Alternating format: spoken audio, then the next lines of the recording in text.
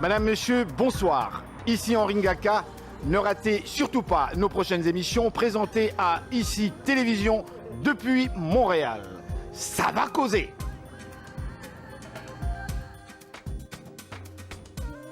Et nous voilà de retour à notre magazine de télévision. Si vous venez de vous joindre à nous, je vous dis encore une fois Mbote, ça veut dire bonjour en lingala, la langue africaine, ou encore losako. Merci de suivre cette émission Ça va causer, qui met l'accent sur les réalités de la diaspora africaine, ici même à Montréal, au Québec et pourquoi pas au Canada. Mais nous parlons également de l'actualité nationale, internationale et locale. Vous avez suivi dernièrement cette grande conférence qui a eu lieu en Chine, où Beijing, Pékin, recevait les puissances, les pays africains. Les grands chefs d'État sont allés en Chine et plusieurs ont dit, voilà, la Chine est en train encore d'essayer d'aller chercher les grands marchés en Afrique aux dépens de l'Europe. Nous avons avec nous aujourd'hui un grand monsieur, un grand homme. Il nous vient d'Haïti, un Montréalais pur laine, bien sûr, mais il s'est spécialisé sur les relations entre la Chine et l'Afrique, mais également sur les relations culturelles. Mais nous parlons aussi avec lui de cette ignorance que pour moi, Africain, j'ai au regard justement des questions de l'esclavagisme. Bonjour et merci de votre présence. Bonjour, merci de me recevoir. Vous êtes monsieur? Je m'appelle Rito Joseph, je suis conférencier. Je fais des recherches sur tout ce qui est l'histoire des Noirs et je focalise sur justement l'aspect identitaire culturel. Et je fais un pont entre les peuples africains et les peuples afro-descendants, que ce soit précolonial ou postcolonial. Dites-moi, quelle est votre formation académique, monsieur? Moi, je suis un autodidacte, mais j'ai étudié aussi en enseignement à l'Université du Québec à Montréal. Sinon, pour la plupart de mes travaux, c'est basé sur mes recherches. Je suis autodidacte par rapport à ça. Et c'est encore pire, hein, parce que ceux-là, ils vont à fond, ils vont très loin. Ils ne se contentent pas seulement de faire le petit travail, ils vont fouiller loin, très loin.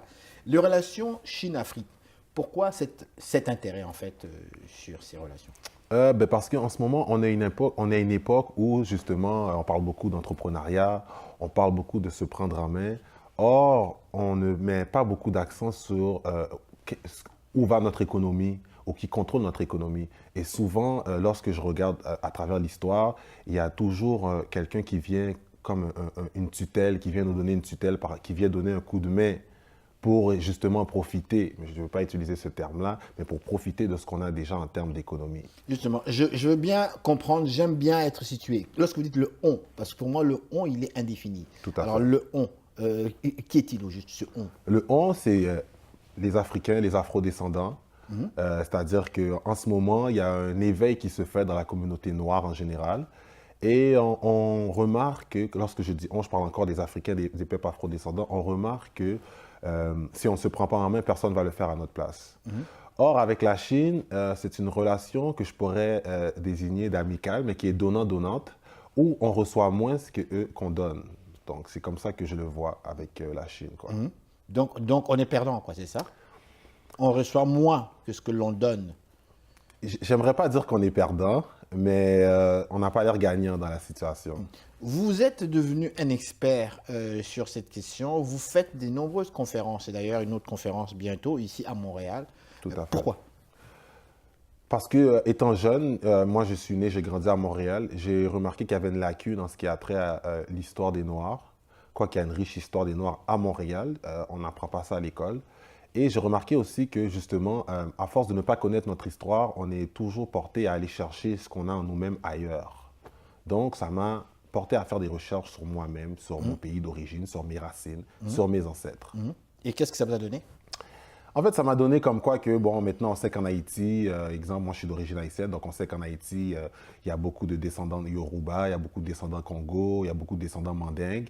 Et ça fait en sorte qu'on peut faire le lien avec les différents peuples afro-descendants qui sont dans les Amériques. On peut relier ça au continent africain. Donc, quand on prend par exemple le Brésil ou on prend Cuba, on voit que jusqu'à présent, il y a des peuples qui parlent encore Congo là-bas. Donc, on voit le lien direct. Mais si on ne fait pas des recherches, on n'arrive pas à comprendre ces liens-là. Je suis comme vous. Je ne veux pas sortir de notre cadre. Notre cadre, on reste toujours avec la Chine et l'Afrique. Je suis comme vous, je regarde des émissions de télévision sur d'autres chaînes. que ce soit Radio-Canada, TV5, d'autres chaînes qui nous présentent dernièrement, comme par hasard, il y a beaucoup des émissions qui portent sur l'esclavagisme. Une chose qui m'a frappé, dans mon ignorance, la richesse, les grandes richesses qui ont permis à l'Europe d'être ce qu'il est, d'être des puissances occidentales, c'est grâce à l'Afrique, c'est grâce pas au colonialisme, mais c'est grâce beaucoup plus à l'esclavagisme qui a permis une très très grande richesse. Et l'on pouvait même parler éventuellement d'industrialisation de la Grande-Bretagne, du Royaume-Uni, avec les capitaux qu'ils ont fait avec les esclaves. Ça veut dire pour moi, Africain, noir que je suis, je constate que l'enrichissement du monde occidental qui conduit aujourd'hui à ce capitalisme qui devient très élevé est dû grâce aux Africains. Ma question aujourd'hui, lorsque nous parlons de cet éveil chez les jeunes noirs en général, de quoi parlez-vous? Est-ce qu'on parle d'éveil concret ou est-ce qu'on parle de quelques éléments, quelques chansons dont Bob Marley ou d'autres, des choses comme ça? Est-ce qu'on parle concret ou est-ce qu'on parle... De quoi parlons-nous précisément? On parle d'un éveil concret, c'est-à-dire se réapproprier notre identité, c'est-à-dire se réapproprier notre histoire, nos cultures, et prendre contrôle de notre économie, c'est-à-dire se prendre en main, se prendre en charge. Donc cet éveil, comme vous avez parlé justement de l'esclavage est ce qui donne aujourd'hui le capitalisme tel qu'on le connaît. Le commerce triangulaire qui se fait dans l'océan Atlantique, que ce soit au XVIIe, XVIIIe, XIXe siècle, est ce qui va donner naissance à l'industrialisation. Oui. Et le système en tant que tel qu'on le connaît aujourd'hui, découle de ce commerce. Oui. Donc le réveil qui se fait aujourd'hui, je ne dirais pas nécessairement que c'est d'essayer de contrer le système, mais c'est plus de se prendre en main. Oui. Mais lorsque l'on observe, on part du fait que l'abolition de l'esclavage a succédé finalement, il y a eu le colonialisme, la colonisation a commencé pratiquement vers la fin, du moins en ce qui concerne le continent africain, vers la fin de en fait, l'esclavagisme, pour le transformer en colonie. Et même là encore, quand il y a eu des manifestations, lorsque l'homme noir s'est réveillé, on a dit « Ah non, non, non, non, non, on met fin au colonialisme. De Gaulle, en France, a crié l'indépendance, sauf la fameuse Guinée. Mais la plupart des pays anciennement colonisés par la France étaient devenus des pays, entre guillemets, indépendants. On constate qu'on parle ici de néocolonialisme, Tout à fait. toujours, et qui conduit aujourd'hui vers les dictatures dans le vrai sens du terme. Alors, la question que nombreux, parmi les intellectuels africains, l'on se pose, on dit, mais on parle d'éveil, mais de quel éveil? Nous sommes toujours régis aujourd'hui par une forme de colonialisme qui se traduit par les dictatures qui sont en place dans ces pays-là d'une façon ou d'une autre. Le constat, dans sa grande majorité, les pays noirs africains, ça ne va pas. Soit que nous sommes des zones touristiques, on parle des Antilles, où le blanc va là pour se prélasser et puis changer de couleur, et puis prendre quelques boissons et puis s'amuser. Sinon, il n'y a rien là. Les pays africains, ils viennent pour rechercher les ressources naturelles. Bref, quand on parle d'éveil, on parle de quel éveil? De quel éveil précisément? Alors, j'aime ce que vous dites. Lorsqu'on parle d'éveil, justement, on parle de se prendre en main, se prendre en charge. C'est-à-dire, on a parlé du tourisme, vous avez parlé du tourisme, vous avez parlé des gouvernements. Maintenant, ce qui se passe dans ces pays-là où est-ce qu'il y a la dictature, c'est à savoir qu'est-ce qu'on apprend à nos jeunes à l'école. C'est à savoir dans quoi on investit. C'est à savoir est-ce qu'on a le contrôle de nos ressources naturelles. Et tant et aussi longtemps que ces choses de base-là, on ne les prend pas en main, le réveil ne se fera pas. Donc moi, lorsque je parle de réveil, je parle entre autres de mettre le focus sur ce qu'il y a de plus banal, mais ce qu'on n'a pas le contrôle depuis les 300-400 dernières années. C'est-à-dire, vous parlez de ces dictatures, vous parlez du néocolonialisme. Mais alors, les mêmes endroits où les Européens allaient puiser de l'or ou allaient puiser de ressources naturelles sont ces mêmes endroits où encore jusqu'à ce jour, il y a encore des compagnies étrangères qui sont dans le sol en train de soutirer des ressources naturelles. Oui. Alors, lorsque vous parlez des relations Chine-Afrique, est-ce qu'on ne vit pas un petit peu la même chose avec la Chine? Pourtant, nous savons très bien que la Chine de Mao, qui avait suivi l'option socialiste, pour ne pas dire communiste comme telle, aujourd'hui, on peut dire que la Chine est parvenue quelque part à se sortir de sa merde. Cette Chine de Mao, qui à l'époque, rappelez-vous, lorsque Mao avait commencé sa fameuse marche, qu'est-ce que l'Occident disait? Eh bien, son peuple va le manger. Ils sont trop nombreux. Ils vont crever de faim. Et il sera bouffé par son propre peuple. Non, Mao a transformé ça, a fait que le nombre a permis à la Chine de devenir la puissance qu'elle est aujourd'hui.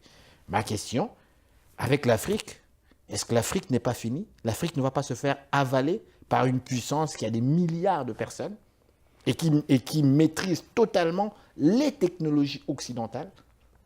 L'Afrique ne va pas se faire bouffer par la Chine. Premièrement, le taux de natalité en Afrique est très élevé. Donc, je sais qu'en ce moment, c'est la Chine qui a le dessus en ce qui a trait à la population, mais l'Afrique reste le berceau de l'humanité.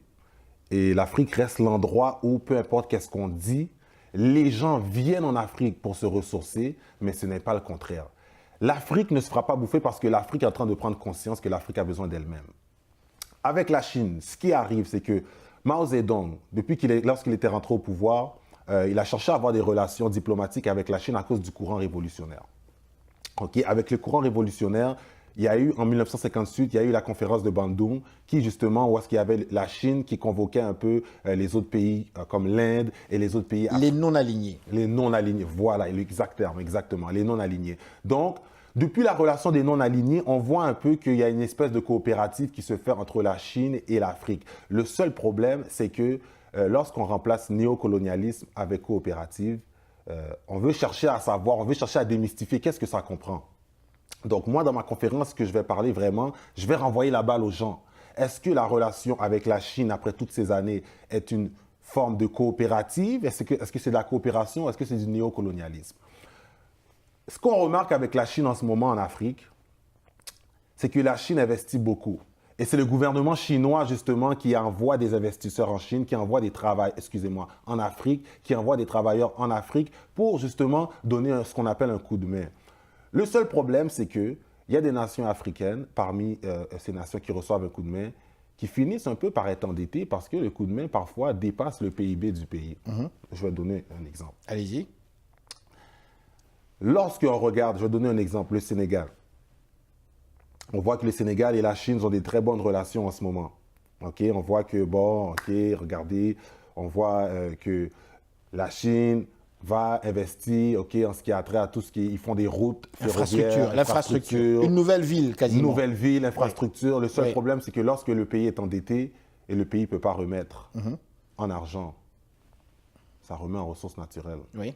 Alors, qu'est-ce que ça fait, ça? Ça fait en sorte que maintenant, il y a une espèce de coopérative qui est sous-entendue, qui continue d'exister, qui fait en sorte que... Alors, nous, on continue à vous aider, mais on sait que vous n'allez pas nous remettre en capital, alors vous pouvez continuer à remettre ça en ressources naturelles. Maintenant, si ça se passe dans l'ouest, ça se passe dans le sud, ça se passe dans le centre, ça se passe au nord, il doit y avoir un éveil qui se fait. Et l'éveil qui se fait, c'est qu'il y a une jeunesse qui se mobilise, justement, qui prend conscience de tout ça et qui essaie de racheter leur identité. Que ce soit par le biais de l'éducation, que ce soit par le biais de l'investissement. On a vu le chanteur sénégalais Akon, dernièrement, qui a eu un contrat avec la Chine, qui a utilisé ça pour donner la lumière à plus de 600 millions de personnes sur le continent africain. Maintenant, Akon n'appartient pas à la Chine. Akon n'est pas un investisseur qui fait strictement affaire avec la Chine, mais il a utilisé ça comme pont, comme plateforme pour justement donner de la lumière à des Africains. C'est dans ce sens-là qu'on dit qu'il y a un éveil, c'est-à-dire que peu importe ce qui s'amène à nous, peu importe ce qu'on voit, ce qu'on comprend de la situation, il faut que ça soit dans notre avantage. Et il faut qu'on cherche notre avantage parce que chaque personne avec qui on rentre en contact cherche à soutirer un avantage de la situation. Vous parlez d'Afrique. Je termine cette interview avec ma toute dernière question.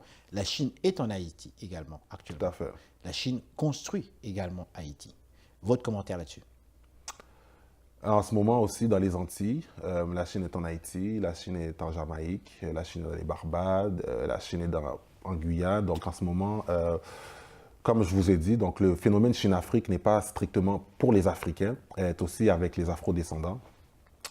Mon commentaire là-dessus, ça reste qu'on doit prendre notre économie en main. Vous avez parlé d'Haïti. Est-ce que c'est possible? C'est possible, mais ça prend de la volonté et du courage.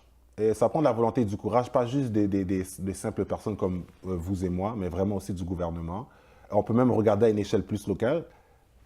À Montréal, il y a des magasins de beauté pour femmes noires qui vendent des produits capillaires, qui vendent des produits de peau. C'est géré par des Chinois. Donc, je pense que c'est à nous de faire notre travail. Il y a un problème sérieux. Il y a un problème, c'est parce que l'homme noir, l'Africain, ou peu importe, l'Antillais, l'Afro-descendant comme on l'appelle, Avant d'apprendre l'argent, apprendre à être intellectuel. Donc, on apprend à lire, on apprend à écrire, on apprend Molière, on apprend Montesquieu, Shakespeare, mais on n'apprend pas comment contrôler notre capital. Et lorsqu'on laisse des gens comme les Chinois venir nous donner un coup de main, mais ce sont des gens, comme on parlait de Mao Zedong, ils ont déjà été formés sur l'aspect culturel, identitaire, donc ils sont en contrôle de leur économie. Et tout ce qu'ils font, c'est dans pour le la cas Chine. d'Haïti, je ne veux pas aller loin parce que j'adore Haïti, vous savez, je suis un passionné d'Haïti. Il y a eu Toussaint Louverture qui a demandé, qui a travaillé fort avec Dessalines pour l'indépendance d'Haïti, premier pays noir à être indépendant. Aujourd'hui, on a connu les années 70 avec François Duvalier, le docteur. Un vrai, alors là, lui, il a vraiment carrément terrorisé la population. Les professeurs haïtiens, les intellectuels ont fui. J'en ai rencontré ici à Montréal. On a vu le jean-claudisme, pour utiliser cette expression. Son fils Jean-Claude est arrivé. Une époque qui a marqué totalement les Haïtiens, qui a fait que les Haïtiens quittent leur pays pour aller partout. Une époque terrible, terrible. Aujourd'hui, les Haïtiens, on a vu d'autres chefs d'État. On en est là. On a un nouveau gouvernement. Aujourd'hui encore, on se plaint. Ça va mal en Haïti. Ça ne va pas du tout en Haïti. Comment on l'expliquait? C'est ma toute dernière question. Je pense qu'Haïti a deux problèmes. Je pense que le premier problème, de 1804 à 1915, était français. Et de 1934 à maintenant, c'est un problème américain. C'est-à-dire que lorsqu'on va en Haïti, la devise qui est utilisée, c'est l'argent américain, c'est le dollar américain. Je pense qu'en ce moment, malheureusement, on doit avoir des gouvernements qui ne sont pas achetables. Parce que, comme on parle du capital, ce qui ne va pas en Haïti, c'est que on doit redonner à l'Haïtien ce qui lui est dû. Vous voyez, on doit redonner à l'Haïtien le courage qu'il a. On doit redonner à l'Haïtien la force. Est-ce qu'il y aura un gouvernement qui conduit à la stabilité et au développement du pays, tout simplement? On parle ici de la perle des Antilles dans le temps. Est-ce qu'on va revenir à cette époque-là? Parce qu'il y a plein d'Haïtiens qui sont instruits dans le monde, pas seulement ici. Ils sont partout. Moi, j'ai connu des Haïtiens jeunes en 69 au Maroc qui étaient médecins et autres. Les Haïtiens sont partout. Des gens brillants, partout. Comment expliquer qu'aujourd'hui, ça ne va pas? Où sont ces hommes-là? Où sont ces femmes qui ont enseigné ici, dans les grandes universités, partout? On ne les voit pas. Nombreux meurent en pleurant Haïti chérie. Donc, vous avez parlé de Duvalier. Oui. Lorsqu'une exode s'est faite sous Duvalier, l'exode des cerveaux s'est faite sous Duvalier, Duvalier père. Donc, comment expliquer que tous ces gens-là soient à l'étranger? Sous Duvalier père, il y avait beaucoup de gens, beaucoup d'intellectuels, beaucoup de professionnels qui ont dû quitter le pays parce que leur vie était en danger. D'accord, mais ils sont à l'étranger, ils ont évolué, ils ont acquis l'expérience. D'autres sont nés ici, ont fait des grandes études, sont des gens très brillants. Tout ce monde-là, partout dans le monde, en France, aux États-Unis, en Allemagne, au Canada, même en Afrique, où sont-ils? Pourquoi est-ce que Haïti est ce qu'il est aujourd'hui? C'est là toute la question. Et avec la Chine qui vient vous aider, où va aller Haïti? Par rapport aux autres îles, qui sont des îles dirigées par des Blancs, la République dominicaine, Jamaïque et tout ça. C'est quoi le problème de l'homme noir finalement? C'est la question qui est posée ici. En ce moment, le problème de l'homme noir, comme je vais vous dire, c'est que c'est le capital. Quel est le problème d'Haïti? Le problème d'Haïti, c'est que son gouvernement n'est pas géré par des Haïtiens. Ça peut être géré en avant-plan, mais lorsqu'on va dans les coulisses, ce ne sont pas les Haïtiens qui prennent la décision. Okay? Ou du moins, le peuple n'a pas la chance de choisir quelqu'un de leur plein gré. Le problème d'Haïti, c'est parce que Haïti n'est pas dirigé par des Haïtiens et la conscience collective d'Haïti en ce moment n'est pas haïtienne. Elle est peut-être américaine, peut-être française, peut-être canadienne, mais elle n'est pas haïtienne. C'est ça le vrai problème. Mon frère, merci infiniment. Merci on aura eu longuement l'occasion de parler. Merci beaucoup. Je vais venir suivre votre conférence. Merci beaucoup. Merci encore une fois. Alors voilà, restez là. Nous sommes de retour tout de suite après ces réclames publicitaires.